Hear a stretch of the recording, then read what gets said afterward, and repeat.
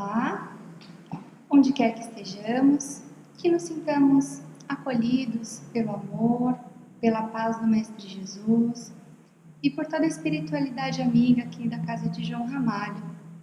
Hoje eu vim conversar um pouquinho com vocês sobre um assunto de bastante importância nesse momento. Somos espíritos corajosos que reencarnamos num momento de grande desafio. Ouvimos bastante falar da transição planetária, da necessidade de melhoramento moral, do momento de evolução aí do nosso planeta. E nós estamos aqui para participar desse processo. Estamos encarando o desafio de nos melhorarmos, mas ao mesmo tempo percebemos um maior desequilíbrio, percebemos que em uma das áreas de grande importância, que é a nossa saúde mental, temos percebido um aumento significativo das pessoas que se encontram aí mais desequilibradas, que se encontram num processo de adoecimento. E esse mês em especial, mês de setembro, temos a campanha aí conhecida como Setembro Amarelo, que é uma campanha que no nosso país teve início em 2015 para nos chamar a atenção aí sobre a prevenção em relação ao suicídio e também um destaque em relação à saúde emocional, e que também vem nos convidar para valorizar mais a vida, para perceber melhor o nosso dia a dia, para observar as situações e as pessoas à nossa volta. O slogan dessa campanha é "Falar é a melhor solução".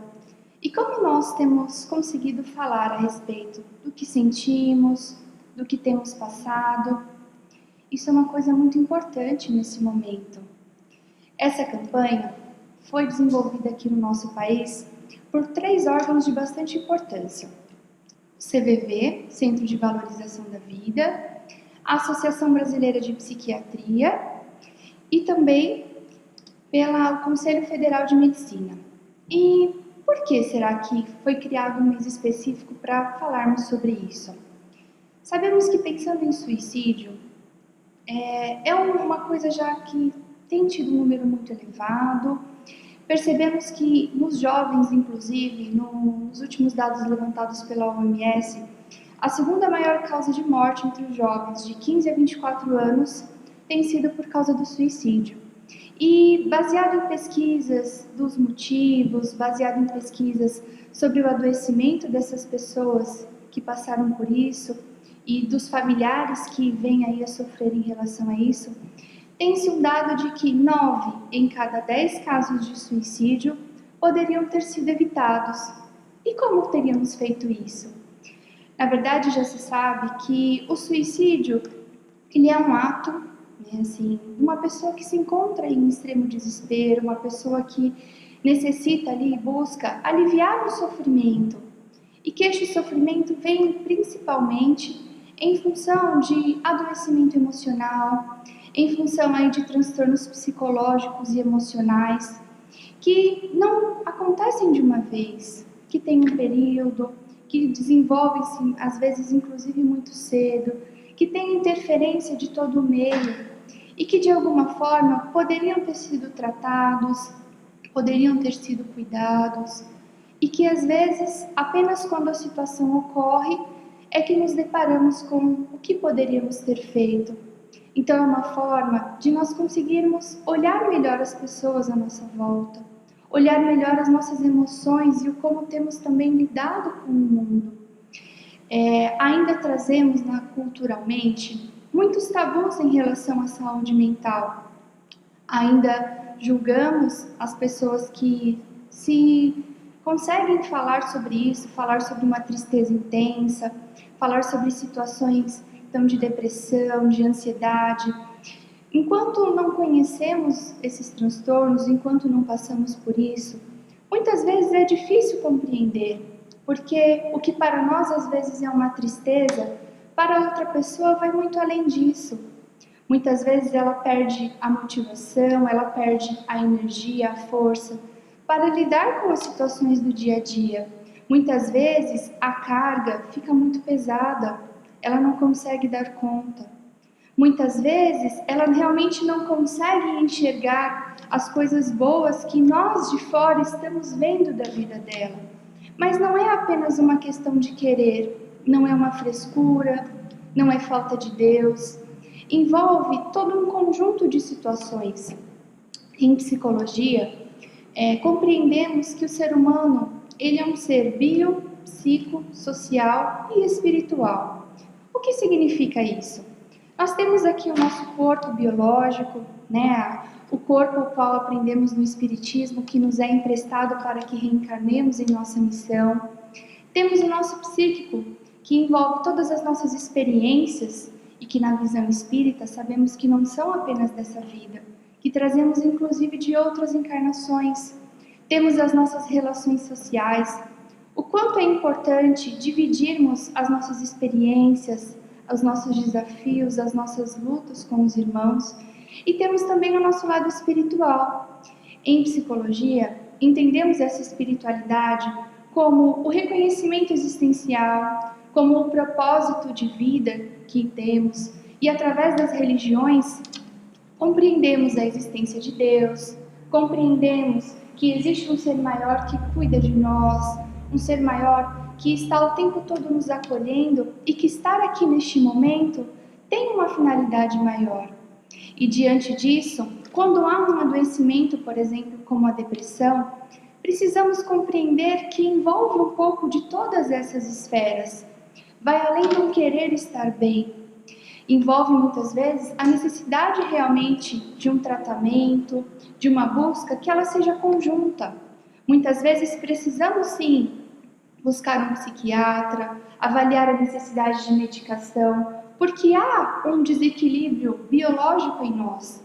Há um desequilíbrio de neurotransmissores, de substâncias que precisam ali ser amparadas por uma medicação. Pensando na questão psicológica, nós culturalmente, inclusive, aprendemos muito a avaliar as coisas de uma forma negativa. Quantas vezes, por exemplo, nós conseguimos olhar a visão mais positiva de uma situação? Muitas das vezes, nós aprendemos a enfatizar o que é ruim e a menosprezar o que é bom. Culturalmente, até sem querer, quantas vezes os pais repreendem os seus filhos, mas não sabem valorizar aí as coisas que eles fazem de bem. Ou no nosso trabalho também, quantas vezes nos apegamos em falhas das pessoas, mas não conseguimos valorizar as coisas boas. E às vezes esse padrão mental que nós desenvolvemos não é uma questão intencional, mas é algo que precisa ser trabalhado. E quando procuramos, por exemplo, um psicólogo, ele nos auxilia nesse processo de reavaliar como vemos as situações, de reavaliar o quanto as experiências que passamos na vida interferem no nosso presente ou até possíveis mudanças que precisemos fazer. Também sabemos da importância das relações sociais na nossa vida, nossa família, nossos amigos. Como nós estamos conseguindo conviver com isso hoje? E pensando no lado espiritual, como temos conseguido praticar, inclusive pensando no Espiritismo que tanto nos ensina, tantas lições que o Mestre nos ensinou. A lição, por exemplo, de conseguir trabalhar o autoconhecimento, de conseguir valorizar o que seja mais importante. Quantas vezes corremos tanto e, inclusive, podemos vir a adoecer por causa do trabalho, por causa da busca incessante de coisas materiais. E quando há um adoecimento emocional, há um conjunto de tudo isso, onde precisamos tratar então e buscar sim um acompanhamento em todas as esferas. Às vezes nós queremos separar as situações, né? Assim, é um problema de saúde física, psicológica, espiritual, sendo que na verdade nós somos seres integrais. Nós temos um conjunto de tudo isso. E pensando nesse tema, pensando nessa questão da saúde emocional, nós precisamos então fazer um conjunto também de tudo isso. Mas precisamos começar pela questão do preconceito que nós temos em relação à saúde mental, com o preconceito que nós temos em relação àquele que diz que está doente ou que precisa ir a um psiquiatra ou vai a um psicólogo. Eu, em minha experiência profissional, sou psicóloga clínica E quantas vezes eu recebo no consultório pessoas que esperaram chegar no último estágio do adoecimento para buscar ajuda, em função do julgamento, em função do preconceito, e que quando chegam lá, já acreditando que não há mais saída, na verdade poderiam ter buscado esse tratamento, buscado esse acompanhamento muito cedo. E pensando no que aprendemos no Espiritismo, há muitos livros que referenciamos aí na doutrina que trazem o impacto e a convergência direta desses dois campos. André Luiz, na sua coletânea aí sobre a vida no mundo espiritual, em vários livros ele traz a influência espiritual, a influência dos nossos pensamentos em todo o nosso adoecimento. No livro No Mundo Maior, especificamente, ele traz várias patologias psíquicas, das quais trazem referências, inclusive, de outras vidas que já passamos, né, assim, de tendências, inclusive das nossas más tendências, que às vezes influenciam também no nosso quadro de saúde atual. E como começamos essa mudança? Ouvimos tanto falar sobre reforma íntima, e como é a reforma íntima? É mudando, então, esses padrões de pensamento, é trabalhando os nossos medos, é trabalhando o nosso enfrentamento das dificuldades também. Hernanci Dufour, no livro que foi psicografado pelo médium Vanderlei de Oliveira, Escutando os Sentimentos, no capítulo 5, ela traz um capítulo totalmente refletindo sobre essa questão dos fundamentos da depressão, por exemplo, no nosso dia de hoje. Se estamos num momento de transição e sabemos que precisamos melhorar para permanecer aqui nesse planeta, muitas vezes as tendências que trazemos, a intolerância à frustração, a dificuldade de enfrentar, né, assim, os obstáculos da vida, ou a nossa resistência em lidar com as pessoas que estão no nosso caminho para a aprendizagem, tudo isso nos faz aí ter maior dificuldade, nos faz adoecer. E o quanto é importante também conseguirmos valorizar a importância dessa encarnação, valorizar a importância, né, assim, quantos espíritos talvez estejam esperando para conseguir reencarnar. E nós estamos aqui. Mas será que nós conseguimos valorizar não só essa oportunidade que Deus nos deu, mas as pequenas coisas da nossa vida? Esse ano tivemos aí um grande impacto com essa pandemia. Todos nós tivemos novos desafios, tivemos aí momentos de medo, né? Assim, tivemos momentos de ansiedade, mas já paramos para pensar que se tudo nos planos do Pai tem um porquê, o que será que isso veio nos trazer de ensinamento? O que isso veio nos trazer de aprendizado? Quanto será da nossa vida nós vínhamos correndo desenfreadamente e precisamos que tudo isso acontecesse para nos parar?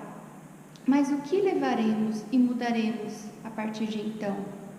Será que percebemos que talvez o nosso consumo vinha desenfreado, que talvez não estávamos conseguindo olhar para as pessoas dentro da nossa própria casa? Nós precisamos dar mais valor ao que realmente seja importante, não só a vida material, mas a vida espiritual. Estamos conseguindo fazer isso e tirar, por exemplo, esse aprendizado dessa pandemia?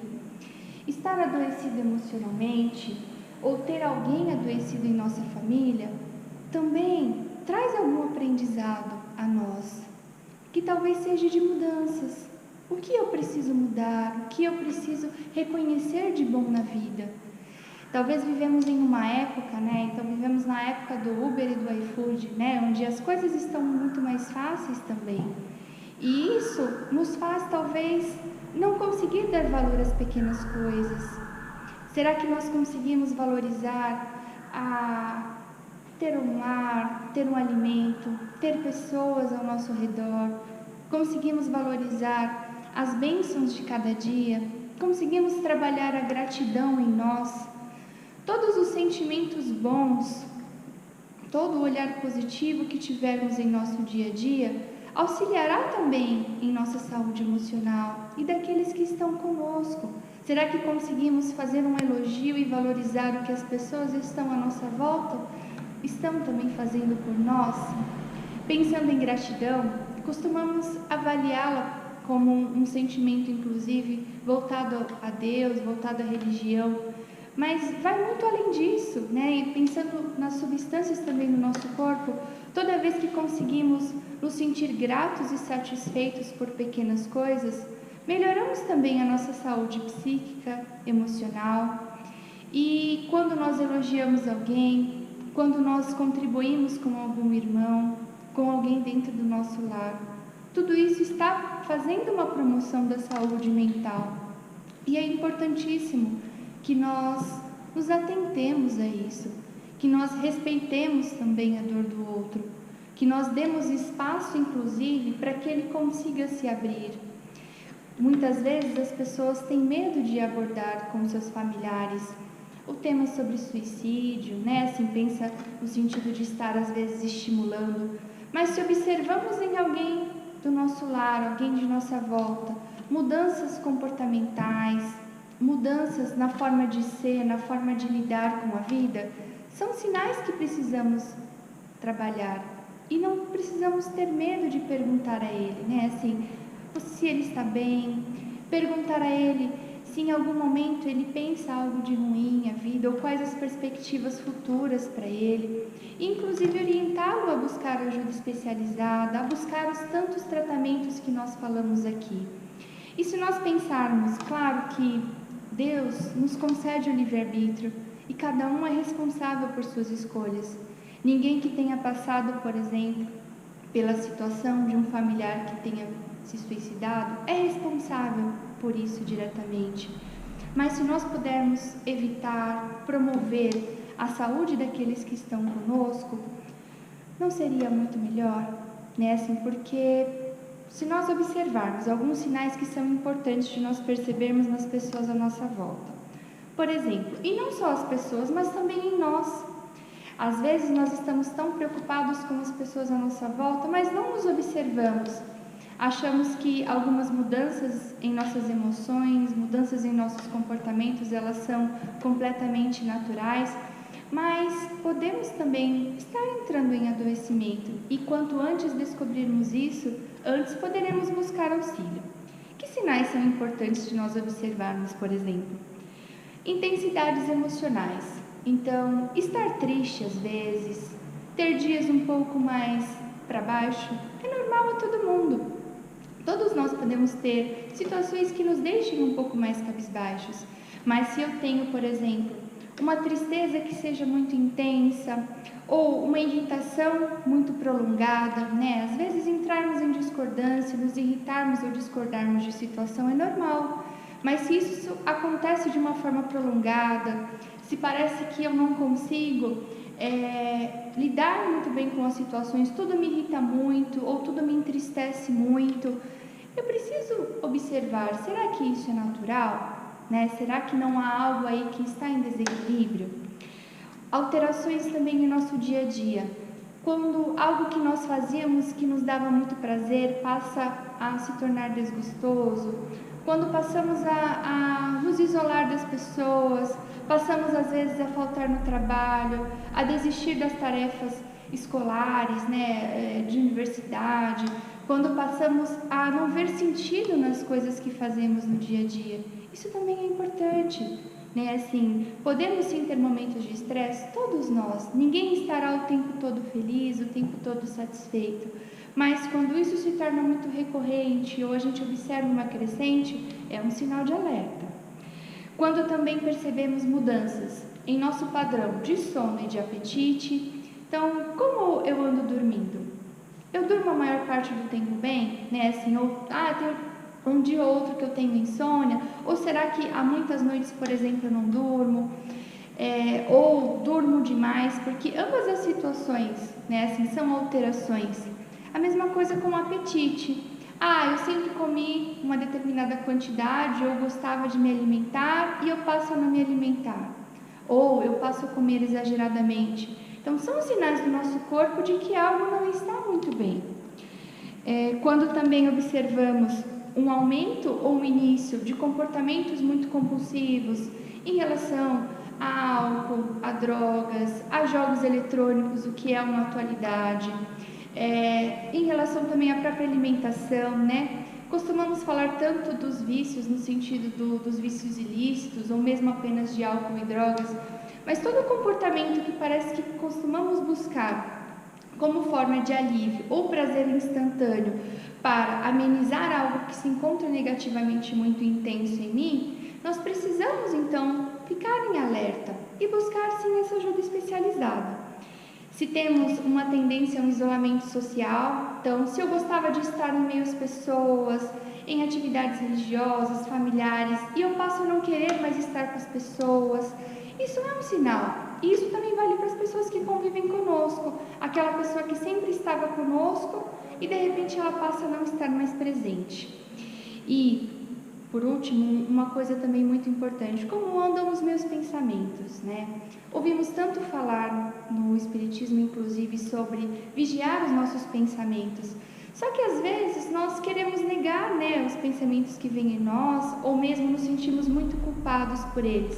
Mas eu tenho pensamentos repetitivos em relação a de que tudo esteja ruim, ou que as pessoas estão sempre me julgando negativamente, ou que ninguém gosta de mim. São pensamentos que também demonstram que há uma forma de enxergar o mundo que talvez esteja um pouco negativa, né? Assim, esteja fora de um padrão. Então, por quê? Temos dificuldades na vida? Temos. Mas quando há uma distorção, uma forma extremamente intensa de enxergar e interpretar as coisas, principalmente negativa, até a positiva também demonstra, né, que algo está aí irregular. Nós temos que avaliar isso, porque nossa tendência é sempre buscar um equilíbrio. Então, em estado saudável, o equilíbrio é dominante. Então, ou seja, eu vou perceber coisas que sejam ruins, mas eu também vou perceber coisas boas. E quando a gente coloca na balança, fica mais fácil da gente enfrentar os desafios. Mas se isso estiver constante, se isso for recorrente e tiver uma tendência extrema, temos sempre que estar atentos. E se eu percebo esses sinais, por onde devo começar? O que fazer com isso? Há vários órgãos, várias formas de buscar tratamento. Claro que já ouvimos falar um pouco, mas é sempre bom reforçar.